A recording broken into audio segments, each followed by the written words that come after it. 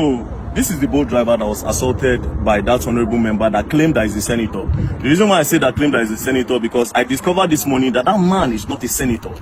So this is the guy that I assaulted. Now, we have seen the video, we saw all what transpired, we saw the horrible things he said to you, we heard him call you monkey, rats, all the derogatory things he said to you. Now the question is, what happened after that video?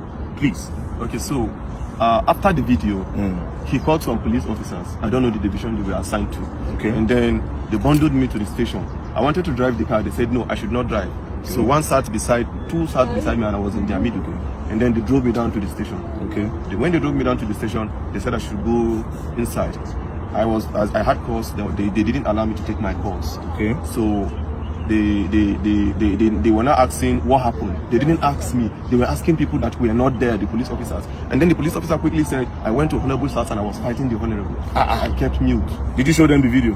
I have not shown anybody the video as at that time. Okay. They've not even the security person that came to bear witness as at that time have not seen the video. Okay. As at that time. Okay. So they now said they now referred us to crime, that we should go to crime. So we went to crime. The man was not asking what happened. As I was explaining, initially I didn't explain. The man now said he cannot actually hear from one side. The other person has to come to actually give his own side of the story. And then the police officer said, when they said I fought him, then I said no, they should go and bring the man. Immediately his security man now called him, and they passed the phone to the IPO that was in charge of the case. And then the IPO was now talking to him on the phone and stepped out of the office where we were. And after some time, he came back and said he wants to go and do investigation at the Honorable's house. Okay, the IPO left you at the station. At the station. Which station was this? Maitama police station. Okay, so it happened within Maitama. It happened within Maitama. Okay, so the IPO left you at the station and went to the Honorable's house. Okay. And then after they kept me there for over 2 hours, I was behind. I was at the counter. I was not detained though. They kept you behind the counter. They kept me behind the counter. And then after 2 hours plus, he came back. And then he was not like, why did I record the video? Why did I now change He out was for not you? trying to change the narrative. And I asked him, is there a part of the law that says I cannot record what somebody is doing to me? He was becoming a threat to me. And I had to take evidence so that people will know where I am. By this time, was the honorable member there? He wasn't there. He was at home. He was at home. So then I gave me a form to write my own statement as to what happened. As I was writing, the honorable I came. And then when he came, he started talking and he was shouting. Even at the station? Even at the station. He was calling you names? Calling me names. Like, I still kept mute and I was looking at him. So my colleagues were talking to him. Me, I've already had my own fair share of trauma from him. I don't want to actually have any engagement or any encounter with him. I just went to one corner and I sat down. And I was listening to everything he was saying. All the names he was calling me. You common boat driver. You're a poor man. You have pride in your poor. You have this. You have that. I kept mute. I said, so the problem you have now is a poor man cannot speak. That I'm in Nigeria and I shouldn't be treated as a foreigner in this country. As I'm from Delta State and I cannot be treated. I cannot have you treat me like a foreigner in my own. Now, when did you leave the station? I left the station at about I think some minutes to 3 or so. Where's your car? My car is still at the station. So the police collected your car? They collected my car. And you left the station this morning? Yeah, I left the station. Was the honorable member detained? He wasn't detained. They let him go? They let him go. That's really, really sad. Now, I want to ask you a question. The woman that sent you that message, do you know her name?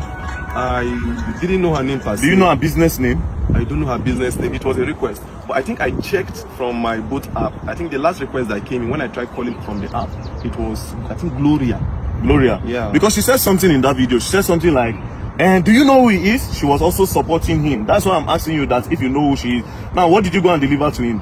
What even really happened? Just give me a brief summary of what happened before that video. Okay, before the video, I actually got a request from both. Okay. Right? I was closing already because I needed to resume work this morning at 8:30. Okay. So I was closing at 9:10. I said, let me just quickly go home so that I can have enough rest. So I got this request to Maitama. I thought it was a normal request. And then she told me, no, that it's not a request, that I'm picking something up from a garden. Okay. Right? From a garden. Which garden? I don't know the name of the garden. She just described the garden that after Kano roundabout, you will see one orange color container and then there's a garden beside it. Okay. So I just quickly went there, parked. The girl just came without wasting time, brought the package that it's a snail. Snail? Okay, snail, yeah. So she dropped it. It was the girl that brought it and dropped it on the seat. She understood that part. Okay. I was like, okay, there's no problem. I'm going. So on getting to the man's house, I called him. Okay, I'm at your gate. He now said, okay, I should give it to the security man. They gave it to the security man. The security man explained where the house address is. So I drove down to the house. On approaching, I called the man again. I said, Oga, I'm here. He now said, I'm not here. That if you're here, I will see you. So I drove. He now said I should park beside one camera. When I parked beside the camera, I saw him, but I didn't know he was the one. So I saw him seated a few meters away from my car. So I greeted, good evening, sir. He didn't respond. Good evening, sir. He didn't respond. So I presume he is not the one that I'm supposed to deliver this thing to. Okay. And since he didn't answer, the next thing is for me to call the person that has this package. The next thing I dialed the person's number, and his phone rang. And then the next thing he was like, are you stupid? Are you mad? Are you a fool? Bring my stuff for me.